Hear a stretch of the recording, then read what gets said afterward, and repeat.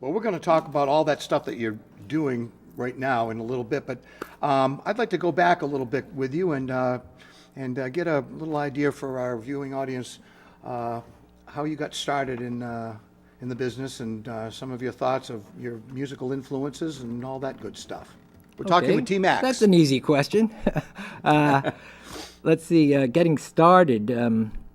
Let's see, I think I was 14 years old when my mother came home with an acoustic guitar. I don't know why she came home with an acoustic guitar, but she handed it to me. Glad she And did. I started playing, and within 6 months I was playing in a band, and we had a manager, a guy who did Al Jolson, a father of the drummer, who was a very talented guy. And I remember him saying to me, so can you play a song? And I said, oh yeah, I can play. And I started playing, and I realized, oh, I knew the chorus to one song, and I knew a couple of choruses. I didn't know one song all the way through. And we were going to start a band. So, but that was, long, long time ago. So I got into bands right away. That was in New York, and ended up going out to Hollywood for 1 year, and then moved to Martha's Vineyard, where a lot of music happened there, in my band called Mr. Timothy Charles Duane. And we actually have a good following on the Vineyard. We once in a while do a reunion show and still draw a lot of people. Then I moved up to Boston and moved here because of the music scene. It was either Boston or New York I was going to move to, and I could sense, I was doing these weekend trips to both. The music scene in Boston seemed so connected. I'd go to different shows and I'd see the same people at it. When I was going to New York and going to the different clubs, it seemed like it was different worlds in the different clubs. Everything was different. So I took said, got to go to Boston. So you weighed the two cities out and weighed the two chose cities, Boston. and Boston got picked. Yeah, So great. Now, when did you actually, because at some point during that, when you had your bands together, you started learning whole songs, right? yes. You could do those. So when did you actually take up songwriting?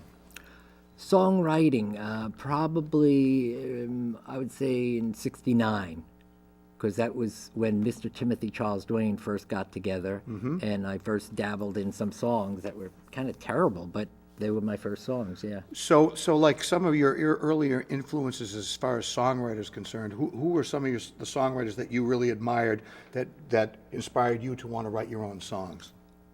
It'd have to be the Beatles, basically, Yeah. just because they were just such the big thing. My favorites, they, too. They just could do anything. They did so many different styles of music too, and since then I've taken in a lot of other things. I remember really liking the band XTC for a while and letting that influence me. The Talking Heads, that influenced my music in the '80s a lot, and more currently, I dip back to like Harry Nilsson. Oh, yeah. And I like his stuff, and I especially like The Point.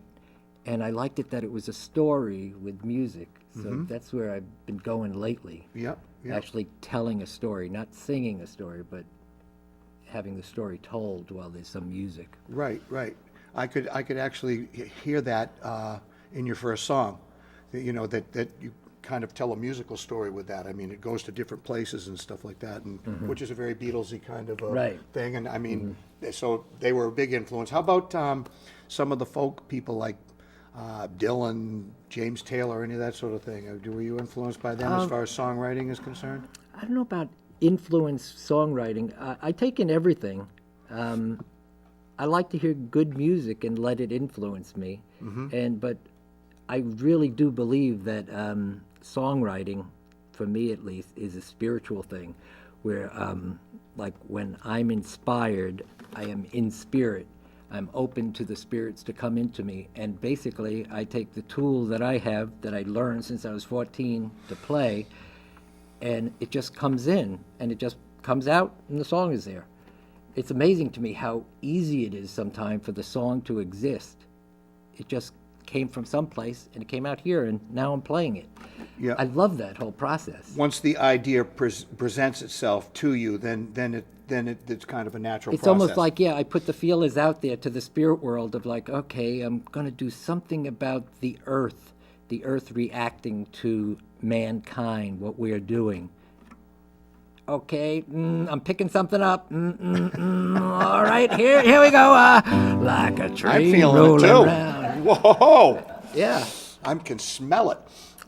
I'm sorry. That's good. That's good. You know, it's kind of like channeling, almost, really. Yeah. I mean, and I've talked with lots of other songwriters about that too, and I think that's sort of, for a lot of songwriters, it's a common thread in the sense that the idea comes to me, and then without forcing it, pushing it, let it happen. Which is a much better place to be, because if you could drive yourself crazy with, why can't this come? Why won't this happen? But if you let it come to you when it's ready, kind of with you playing and always being a little working on it a little bit, I mean, it's much more of a fun process, isn't it? You know what you just said reminds me of when I do my magazine. You know, I have to design the cover each time, and this is what I found: if I can design the cover in 5 minutes, that's a good cover. It's the covers that take me 3 days to design, and then I look at it and I'm going, okay, I worked on it for 3 days. That's a good cover, and I'll show it to somebody, and they'll say, yeah, there's something wrong with that. And I go, I know. I had to show it to somebody to have them tell me it was because it wasn't inspired. It didn't come to me. I'm working on it. I'm trying to force it to be right. I see, forcing it. Yeah. Same thing with a song. You know, you can work on it so much and too much. Mm-hmm. Not that. Overanalyze. Yeah, overanalyze it and just be screwing around with little things to make it a little better. And then sometimes it's just better to just keep it nice, simple. Yeah. Let it happen. That's a wonderful thing. I mean, on this show, we talked with a lot of different songwriters, and people come up to me and they find it fascinating. I'm obviously fascinated too by the process. Everybody has their own, like, little kind of way that seems to work better for them. Some people, it's lyrics come first. Some people, music comes first. Sometimes for people, it's both. You know, there's different little process that's for everybody, has their own little niche that seems to work. But everybody kind of has the common thread of, like, once that process gets started, we're all kind of in the same boat as to how it takes fruition and how it actually becomes a song and ends. So you sit down and you have a song finished and you're ready to play it for people. I want to tell you a story about a song that came about in a very different way than what I'm used to. When I lived on Martha's Vineyard, I worked at the Black Dog, a famous restaurant that has T-shirts of a dog on it. That some people see the dog shirt and think it's a dog shirt, but anyway. I was working there, and I was a waiter there for a long time, and we had to prepare the salad bar, so I had to chop vegetables for about an hour. So we'd have a ton of vegetables. So I'd be doing this. I learned how to chop the proper way with the nose down, and you chop, and you get a rhythm going. And I found in my head, because I had to do it for so long, I just found that there was a song in there. So I would sing it to myself. I sang the song every time I was chopping the vegetables, but it was never really a song to me. It was just my little mantra that I did.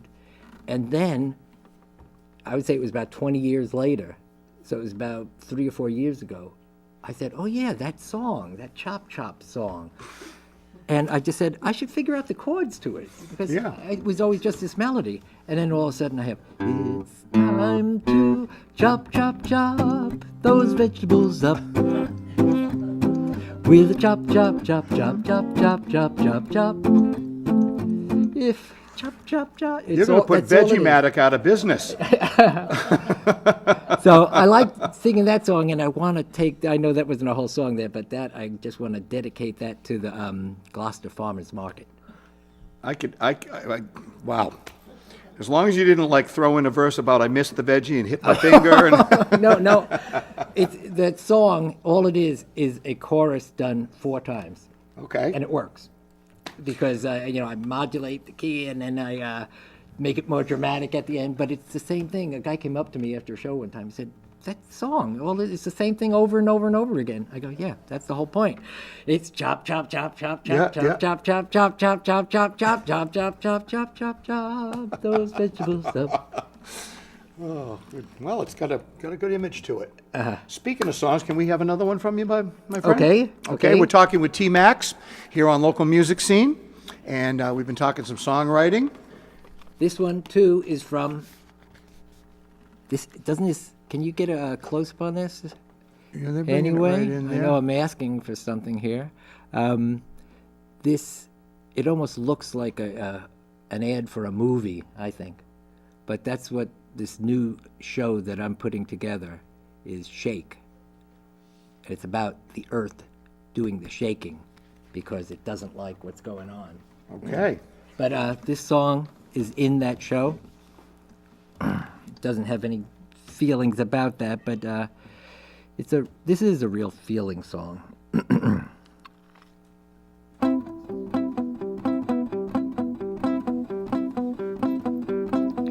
Fly, fly, fly, fly, fly, fly.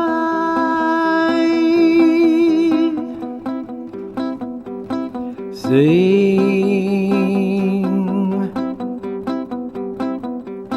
sing, sing,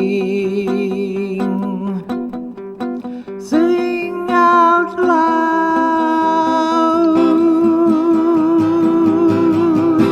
Love, love, love. Dream, dream, dream. If we dream, then we dream.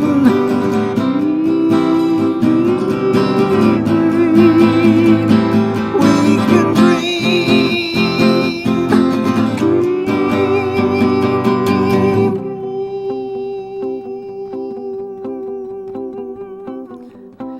Fly, fly, fly, fly, fly, fly.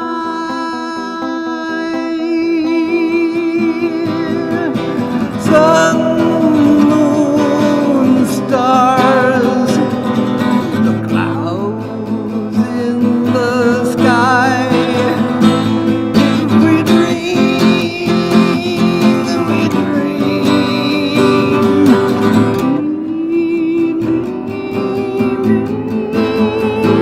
We could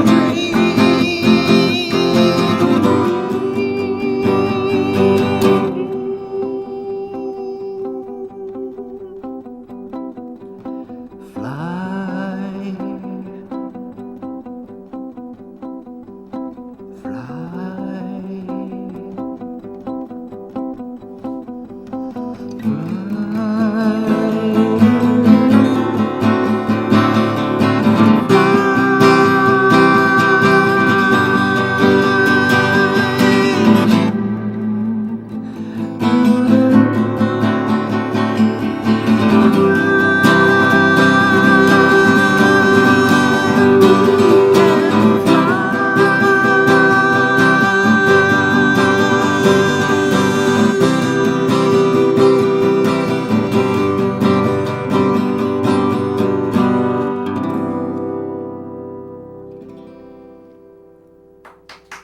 Yeah. All right. Thank you.